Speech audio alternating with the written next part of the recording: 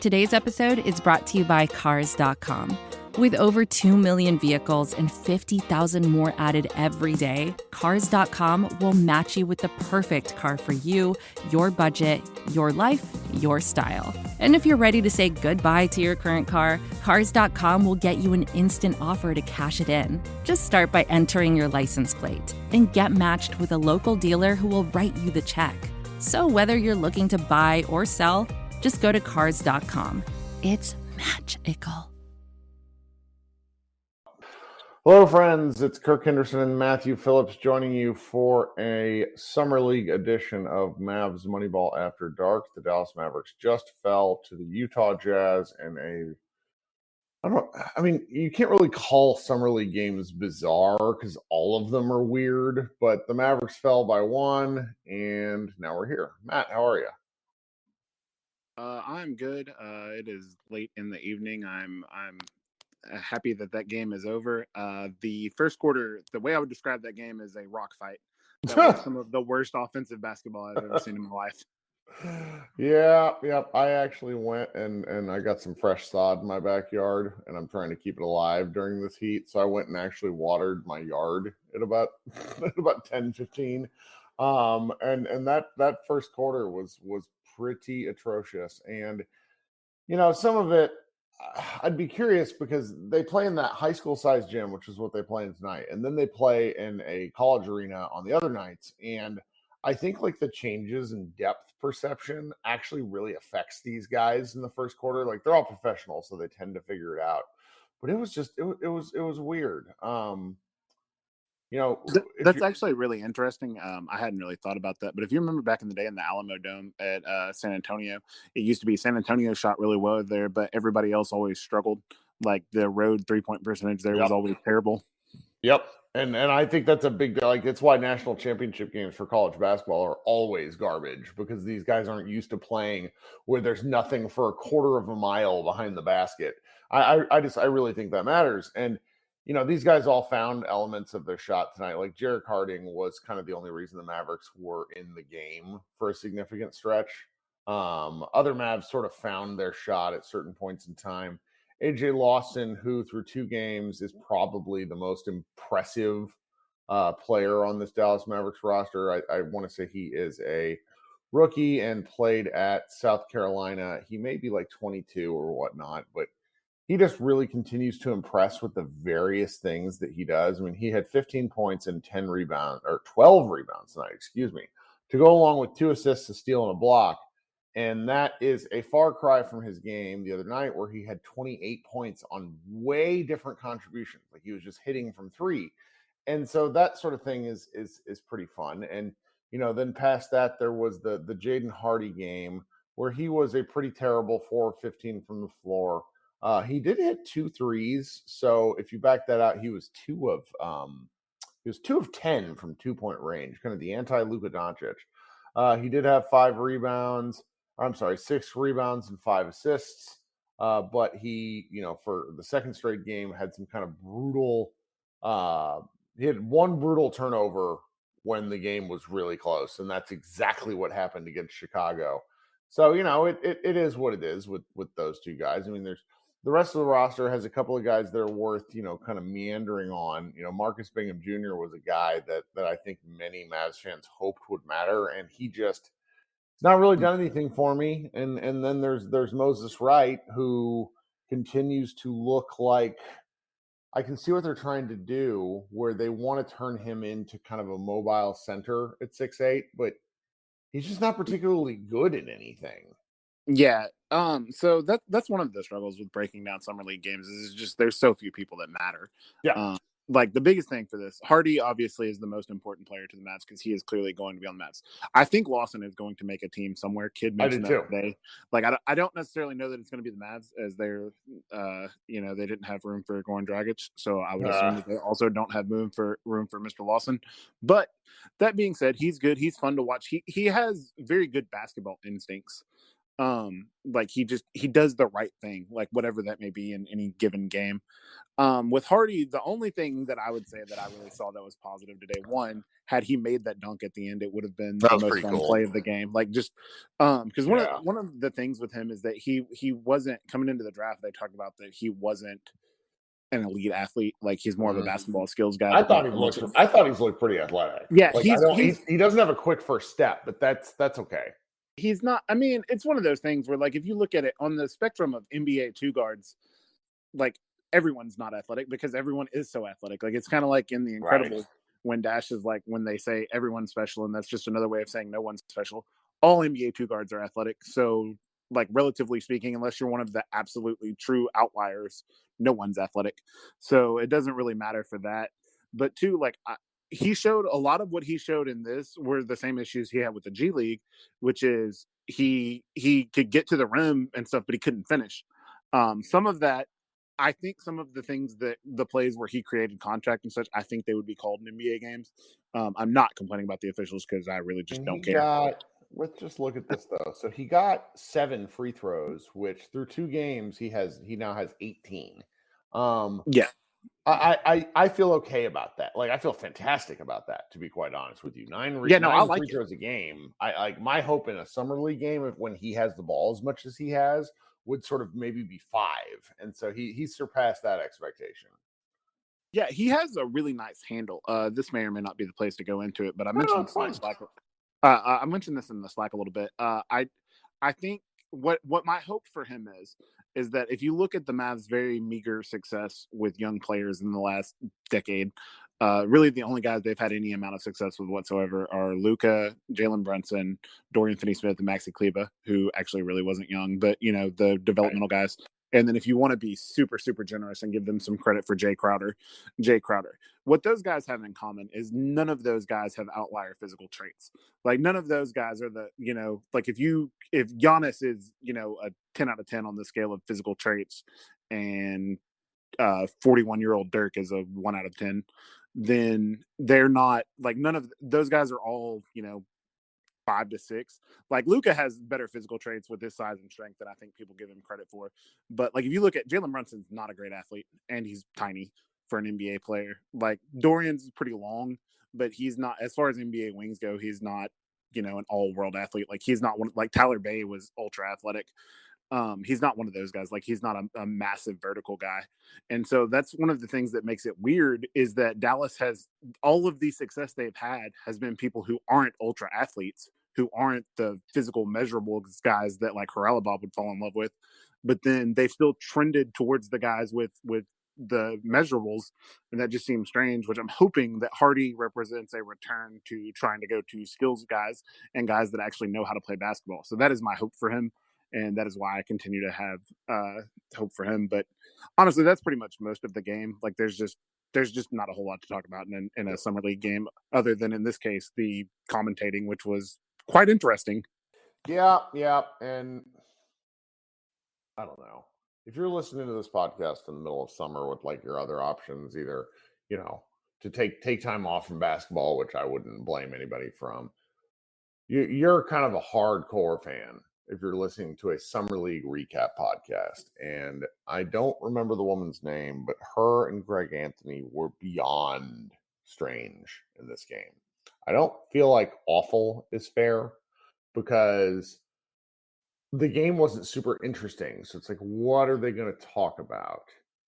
And for anyone that listened to the game, it quickly became a Mark Cuban cheerleading fest.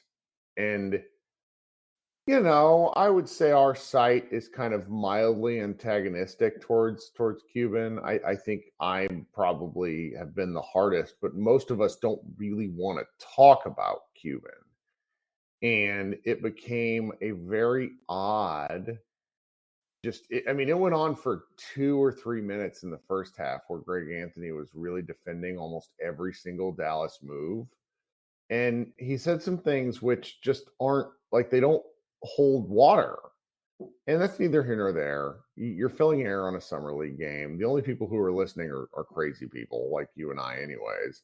But then they picked it up again later where they were talking about how, they're talking about a lot of the things that frankly, while, Cuban's prescription drug plan is objectively fascinating and really important, ultimately has nothing to do with a summer league game.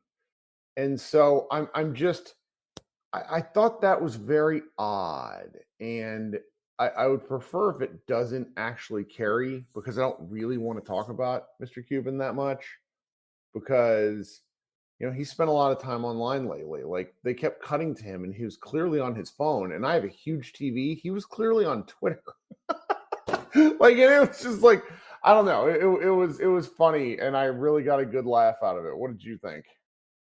I thought it was a little odd to talk about the Twitter stuff. Like, honestly, like I make some jokes about some things with his finances and everything like that.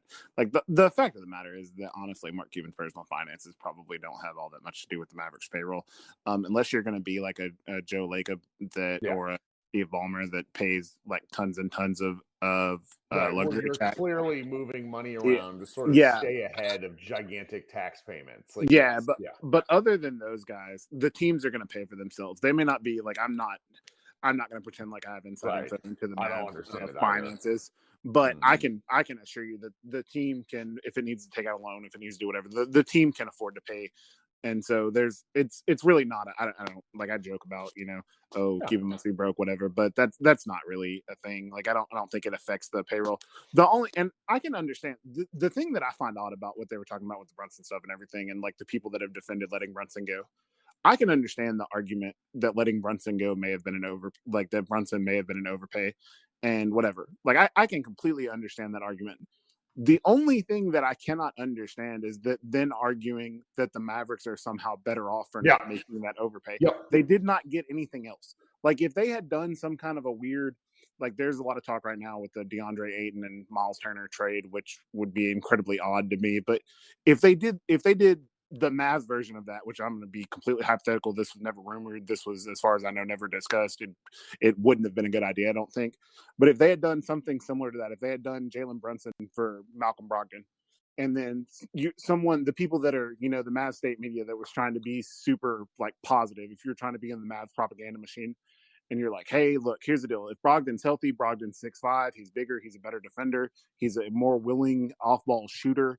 Like, he does all this. Like, yeah, Brunson does some things. Brunson's probably independently a better player, but Brogdon's a better fit. And, we can look at this and we can be the most ideal version of a Luka Doncic team. Cool. So, like, I would think that I would think that you're leaning pretty hard to try to be positive for the Mavs, but I can see that argument. Like, there's an argument to be made there. I think it's wrong, but there's an argument to be made. The argument that, Brunson being gone, that the Mavs are somehow better off for it this year when they didn't get anything in return is just fallacious. Like, it's just wrong.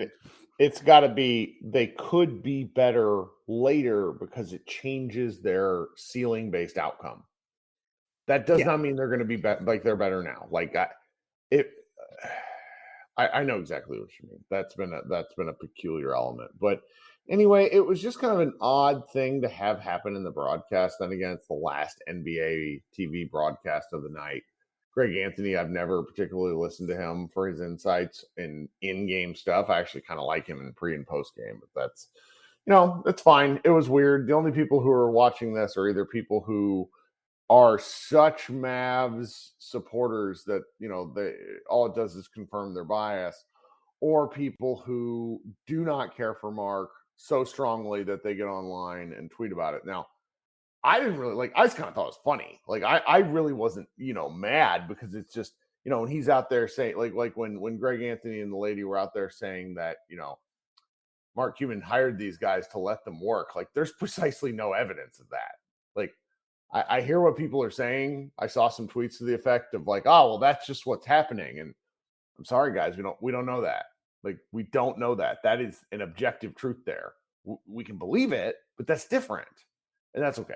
Anyway. Yeah, I don't think that's if you want to believe that Nico and Kidd are working their magic and doing their stuff, and also Finley is in there, and I love Michael Finley. I will always be a big Michael Finley fan, so I'm going to make sure that we throw some credit to him in there. If you want to believe that they're completely in charge and they have no input from Cuban and whatnot, other than, hey, we can afford to sign X check, then that's cool. I can't prove you wrong. But if I want to say that given Mark Cuban's history with the Mavericks and everything else, that I find it incredibly unlikely that he's not at least somewhat involved in the decisions and having them run by him, which is, I mean, there's nothing necessarily wrong with that. I mean, that when he was on the podcast with you, he mentioned like, hey, if you were in charge, you would do the same thing. If I was in charge, I would do the same thing. I would argue that if you were the owner of the team and a billionaire and everything, you should probably be better than me or you. But right. that is neither here nor there. That is not my place to do. I'm obviously just a guy, just a random dude. But it is what it is. But that's honestly probably enough about that. And it is what it is. It's just the final thought I would have on that for him about the Twitter is whether you think he listens to it, whether you think whatnot, the whole liking of all the negative tweets and everything, even if it's just, trying to be the Bugs Bunny, the worst thing he did was when he kissed him, like all that. For him to like them, it means he's seeing them, or it means somebody on it that's running his Twitter. Like that is. No, it's that him. That's him. That's in his spectrum. Yeah. Like that information is at least going in his head, even if you don't like devote a ton of cognitive energy to it or anything. If you're seeing it, if you're going to the trouble of touching the like button, of doing all that on Twitter and everything, it's at least getting to you a little bit. Like if you just leave it alone, then you can argue like, oh, it doesn't bother me, it's whatever. But if you're going to the point of like liking every random person on Twitter that he pretty much had to like search his own name and then go through, because not all of those were like the tagged at M Cuban or whatever.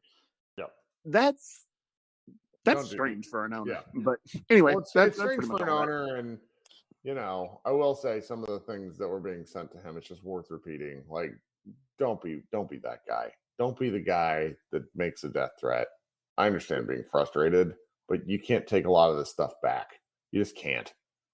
No, don't ever threaten bodily harm or right to anyone. I got tagged in some people digging through my tweets about 2 weeks ago, and it was just like, I said a couple of dumb shit things. Like, don't do the dumb shit things. It's just that stuff is forever, even if you think it's not.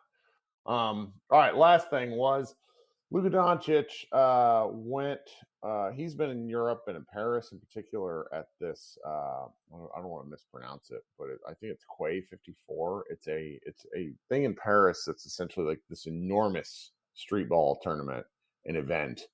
And Zion's been there with Luka. They've been promoting Brand Jordan. It's actually been pretty cool. We've not covered it to the extent that I would have liked, just because all of us are tired. But there's been some fun stuff. And one of the things that happened either today, I'm guessing it happened yesterday, and then it was published today with an international publication called Marca, Marca. The Twitter kind of 6.3 million followers, though I had no idea what it is, but that's neither here nor there. The translation of a couple of Luka's answers to questions have fired people up, where in the first question, talking about, losing Brunson and adding JaVale, Luka says something to the effect, and granted, I'm saying something to the effect of, because I have spent the remainder of my afternoon having a variety of people who feel very strongly about Spanish language to English conversion. I'm not an expert in this, so please lighten up on me. But he said something to the effect of, well, the market has just started, and I expect the bosses of Dallas to have more options to sign. Let's see what they do. Like, that seemed to really irritate people, because one, free agency is done. It is done, barring anything absolutely crazy with Kyrie and Durant. So for Luka to say that, either he's not telling the truth, or he doesn't necessarily know what's going on, or third wild option, he knows something that's going on that he can't talk about. The second thing that he said was, Eric asked whether he could win a championship in Dallas, and his response, again translated from Spanish, is, quote, "I do not plan on changing my objective to stay and win in Dallas, although, of course, the future is nothing is known, but my idea and hope to accomplish win in Dallas." Like, again, like rough translations going on here, people, but the translation comes back to the fact that he wants to win and play in Dallas. And when you add those two things together, and granted, it was so many questions, actually really interesting, some of his thoughts on like Real Madrid and stuff like that. But he was everybody on the internet, and I actually didn't do this for once, but thought about it in my head, where thought to sort of pile on the Mavs front office and say, you got to the Western Conference Finals and you're actually making the team worse. I don't really have a ton of strong takes on this other than I think that being in charge of a team that has Luka is an extremely difficult job. And until someone has a frank conversation with Luka about him needing to be part of free agency recruitment pitches, things may not matter. Like, I don't care, Nico Harrison can be the coolest shoe guy in the world. He's still not the superstar that somebody could be playing with. Do you have any thoughts? I would argue that this could be the beginning of him recruiting a friend. Like you said, he's spending a ton of time with Zion. And, I mean, that's the deal. And if you saw, actually, the thing that was most interesting to me, because I don't think Luka's stuff about team building. Like, I just don't think Luka cares about. I hate to put myself as in like I know Luka. Like, just to clarify to everyone, I know absolutely nothing about the inner workings of Luka's thoughts. But just I obviously pay a bunch of attention to the Mavs and consume a bunch of the interviews and stuff that go on. Luka is not a great interview for the reason that Luka just doesn't care about the media. Like, he's a kid. He's a giant kid that has fun and loves to play basketball and everything.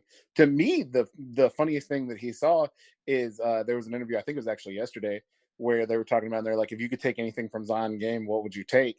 And Luka said, I already have Zion's bounce, so I definitely wouldn't be that. Which is actually, to me, that was the thing that I took the most of it, because it's hilarious, because Luka is legitimately funny. But like, I would argue that if you want to look at it, I mean, this could be the beginning of, if he can make friends with Zion, and I know the health and you wouldn't want to do that, but a Luka Zion pick and roll would be absolutely terrible. Well, I mean, it's why I was like, I mean, I'm not trying to. No, I know this is summer and we're just talking, but it's like that there was a game against Memphis where Salah Mejri went nuts and they won against Memphis, and then they ended up being in a 3-way tie with Memphis and New Orleans. Memphis and New Orleans moved up in the draft to 1 and 2, if I'm remembering correctly. Yeah, because Memphis got because they took him and Memphis took Ja. Yeah. So it's like, that's a real thing. Like, it doesn't matter, but in an alternative timeline, maybe the Mavericks would have moved up. But yeah, I hear what you mean, because there's elements of all this stuff where, Luka does a couple of things differently, and we're going to see. What I will say, and I just kind of constantly think about, is I don't mind putting the front office on notice. There's a lot of people that don't think that's what this was. Okay, fine. It's just not the worst thing, because the front, like, pressure is good for people who can perform in it.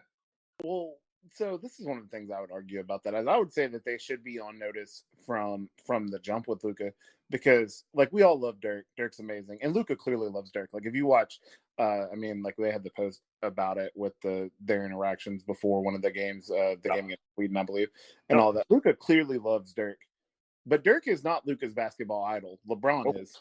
Like, LeBron is Luka's favorite player. Like, that stuff has all been very clear the whole time and everything. And he really loves a lot of European players. Like, Dirk is not the guy. Like, he's listed, and I'm saying this just for full, so none of us get like murked online. There's a lot of Slovenian fans and European fans who are like, LeBron is not his favorite player, even though he has actually said specifically that. But he has listed other players who he has huge respect for. Dirk is. I'm sure he does have a ton of respect and loves Dirk, but Dirk is not like the guy that he watched growing up. Yeah, and I mean, that's what we're getting at. Well, you can see it in the styling of his game. Like, he's not, like, if you look at, I know he's added the one-legged fade, but like, if you look at Luka and say, hey, who did he style his game after? Dirk is the 978th player that you would come up with. Like, it's not, there's so many other people, and it's LeBron. And so if you have a guy who grew up watching LeBron, and whether or not, yes, obviously he has a lot of people who play like exclusively in Europe that he's big fans of, and Dragic and all of that. But a guy who grew up being a big LeBron fan, LeBron ain't never been shy about leaving if teams doesn't put themselves in the right situation. Correct. So I would say that they should have been the whole time. And I would say that those conversations, that if he truly wants to put them on notice, that conversation will be had, not necessarily at Quay 54 or whatever it is. No, but I mean, part of me, for as much as I've been disappointed in the offseason, I sort of do think that they're waiting on this Durant thing to see if they can somehow be a part of the fallout. Like, there's a guy, he's one of my school's alumni, Kessler Edwards, who's been in the Nets Summer League team, and I think they I'm pretty sure he's still going to be a net, but like they had done something briefly with his contract to where they were like either like freeing him away from the net so that they could rework something with him. But it's like lots of funky things can still happen. So if the Mavs keep that final roster spot open, maybe that's for the best. But right now, as you're watching this sort of stuff, it's like, oh, okay, like this is interesting. Well, what I would say that is interesting with that is there's not just them. There are a lot of unresolved situations in the NBA right now. Like, for instance, Patrick Beverley on the Utah Jazz makes no sense. The Jazz are not going to be good. And I'm not trying to like specify like, oh, we're going to go do this or we're going to, but I mean, like, there are a variety of players because of the large deals that have been done that are in situations that they make no sense in. Those guys are going to end up somewhere else. If Dallas ends up getting Patrick Beverley or something like that, like that is a move that helps. Like that is a move that does some interesting things. So there's definitely possibility that they do something. So I don't necessarily know that they're done. It's just I am more of the belief that right now we're better off. Whatever is going to come, I don't think we're going to know about it beforehand. Like I don't think that we didn't know about the KP trade immediately before it.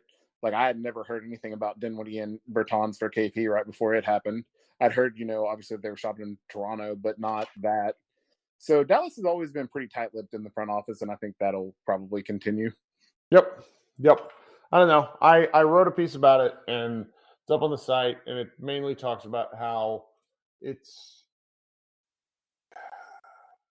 Josh and I have talked about this for years, but even I couldn't have foreseen some of what we're looking at in this market in the sense of like what the Mavericks did from 2019 forward.